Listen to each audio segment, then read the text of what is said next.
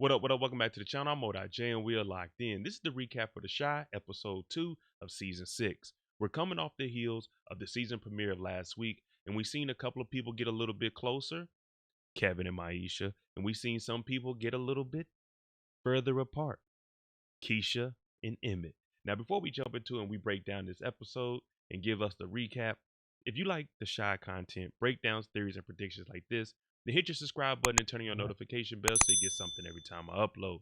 Make sure you hit that like button, and we're on that road to 50,000 subscribers. So every subscribe, we appreciate it. But let's jump back into it. This is the recap for The Shy, season 6, episode 2, Mo Douda, Mo Problems. So you already know what angle they're trying to give us here. Pause. Right off the back, we see Jamal, aka Lene's brother, come in. Now you remember he got locked up last year, or it may have been the year before, whenever Trigg started the neighborhood patrol at the Rock. Well, he's back, and he's saying he turned over a new leaf. And of course, we know that Trigg, aka Victor, just won councilman inside of Chicago. So he comes to talk to Vic because Vic was there when all of this went down, and he's asking him for an opportunity to try to change his life and volunteer. Of course, Trigg, he's a little bit iffy on if he should actually let him back in, but hey, you got to give everyone a second chance. Emmett and Kiesha are finally having that conversation about what happened at the end of episode 1, where he stormed off and didn't come back for about 6 hours and he smelled like smoke. Now, Kiesha's saying there's really nothing to talk about. They're in a relationship and they got to have a conversation. That's the only way they're going to get through this. But Emmett, he's talking about he misses all the fun times. And he's not understanding that Kiesha, she really wants a bigger house. She wants him to understand that it's not going to be all fun and games in this relationship. So he's really thinking about going and get that house. If you remember, Douda instructed him to buy that house and whatever his baby mamas need. Tiffany's driving around putting all kinds of miles on that new Nissan she got. And of course, she goes to Dante's house. Now, if you remember Dante, her and Dante used to mess around while she was with Emmett. When she wasn't with Emmett, they were messing around. But now it's strictly business. But when she gets there, there's a gentleman by the name of Cairo. Cairo's in here. He's chilling, smoking, laid back gentleman. And Dante, he basically says, you need to talk to him. He got the best weed in town. I'm talking about it is pure. Woo, I can smell it in the air right now. Lovely, lovely. But Cairo is saying all he wants is for people to smoke good weed. Now, once Tiffany takes a hit of this weed, she realizes that this is some of the best quality weed that she's ever experienced. And she's wondering, is she going to go out of business? Well, Dante tells her this: if you ever need anything, come back to me. But I smoke his weed. Maisha and Gemma are out shopping for Maisha some new clothes. Now we know Maisha been rapping. She been on a couple of mixtapes. They saying she got a number 207 song on the top 200. So she's making a little bit of noise in the street. Some rapper is in the store with them, and they're saying that her opening act is gone. They need someone to fill in. Well, her manager is Gemma. Gemma steps up and says, "Oh, don't worry about it. We'll do it. Let's exchange information."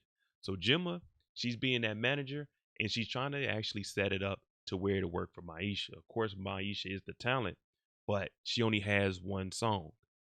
And Gemma said, let's just get 10 minutes as the opening act. Gemma wanted to make sure that they could actually be a decent opening act where people won't be booing, because Maisha almost agreed to 15 minutes. She only has one song. Kev meets up with Douda because he has to look for a bigger house that Kiesha wanted. Well, when they do, the realtor is saying that it's a good neighborhood, black entrepreneurs, it'll help out the community. Emmett's looking at it and he's liking it. But he just had that conversation with Kiesha, and Kiesha was telling him, and it's in the back of his mind, don't make any big decisions without her. Now, the realtor is on the same page. Hey, have your lady come and look at it before we do any paperwork, just to make sure we all agree on it. Douda in the back, he don't want to hear none of that. He called Emmett a simp because Emmett had to bring his girl to look at the house that they were going to buy for each other. Douda just wants to spend this money, and he's also talking about starting up a new Smokies. So we don't really know what Douda has up his sleeve, but it looks like he's still trying to wash money. Papa's still been trying to put in a little bit of work. Now you got to remember Papa's 17, she's 19, so she ain't really messing with Papa except for giving him a ride home and a good little conversation here or there outside of work. Well, turns out she's a preacher's kid also. Her dad, her pastor's father, he has a mega church. Now Papa's dad doesn't really like him, but it is what it is. Papa actually listens to her dad. So this relationship bond between these two are actually closer than we thought because they actually relate in a lot of different avenues by being the one that sticks out when it came to hanging out with their regular friends because they were brought up in the church and just not being able to listen to rap music. They're listening to Anita Baker. But right now, Papa, he's feeling like he's on cloud nine because according to the crew, he got an older woman trying to holler at him. Shy's been living at home with Bay, and she's taking care of everything. Bills paid, rent paid, food paid.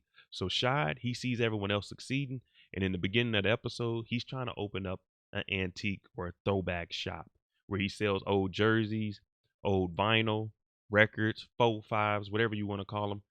He's trying to do this, but he doesn't have the money, and he doesn't want to borrow from his old lady. So while he's at Smokey's, Bakari shows up, and everyone knows Bakari's been running with Douda. And you remember, Shy was the one that saved Bakari last season and got him on a straighter path than what he was. Bakari, he's giving him a business opportunity to basically take the pack from him, pause, and put the pack in the street. The work that he gets from Douda, he's going to give it to Shy, and then Shy is going to sell it. But Shy's been to jail, and he's hesitant on it because he definitely doesn't want to go back. Douda is running around the city trying to have his influence on every single person that he can. Now, you remember when he gave Stanley some money last time, he ended up getting arrested because one of the guys that worked for Douda got arrested, told on the pastor went down for laundering money. So now he finally stands up to Douda and tells him, I'm not going to do that. While all of this is going on, Bakari is looking through the window and he sees that Douda tried to give him some money, but Stanley turns it down. He's doing the right thing this time.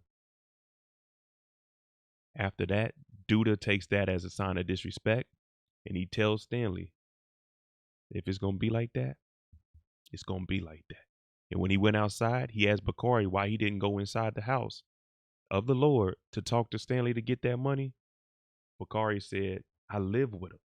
So now Bakari is thinking about his actions. Kiesha finally shows up with Emmett to look at this house. House is nice. Real nice.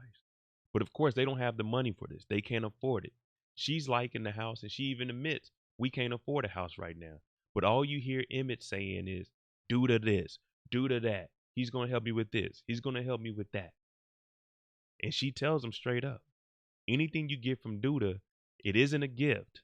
It isn't a grant. It's a loan. You're going to have to pay it back. But they agree on buying this house because they definitely need a bigger house when Emmett brings over all his kids. But spending this much at this point, this isn't the right business move. This is financially irresponsible. But hey, who cares when you're in love, right?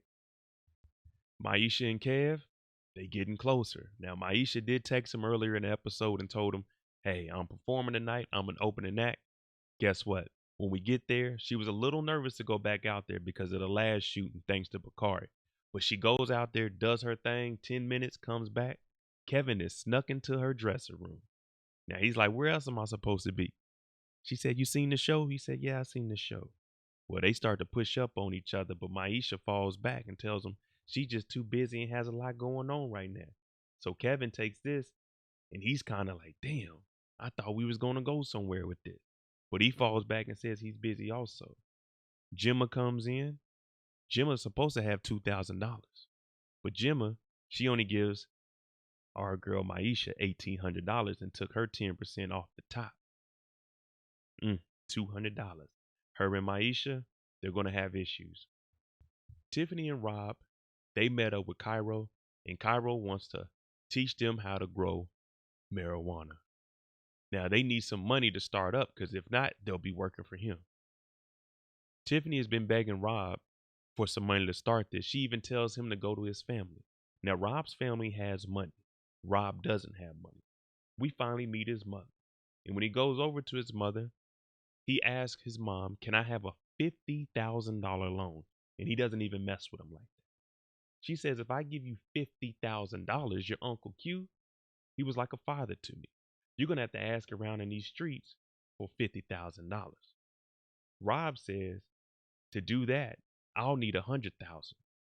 And his mama says, "If I give you $100,000, you're going to have to do more than just find out who killed your uncle." Basically saying this $100,000 is a bounty. All right, y'all. Let me know what you think about Rob's mom. She put $100,000 out here in the streets to find out who killed Q and to do a little more to whatever they did. She wants them to get even for $100,000. I wasn't expecting that from Rob's mother, but let me know what you think about this episode of The Shy. I'm Modai J. Tune in tonight, 9 p.m. Eastern. We're going to go live and we're going to talk about each individual character and tell their full story. Also, we're on that road to 50,000 subscribers. We need about 7,000 more. Hey, every subscribe counts. Let's hit that like button, hit that subscribe button. Thanks for watching. I'm out.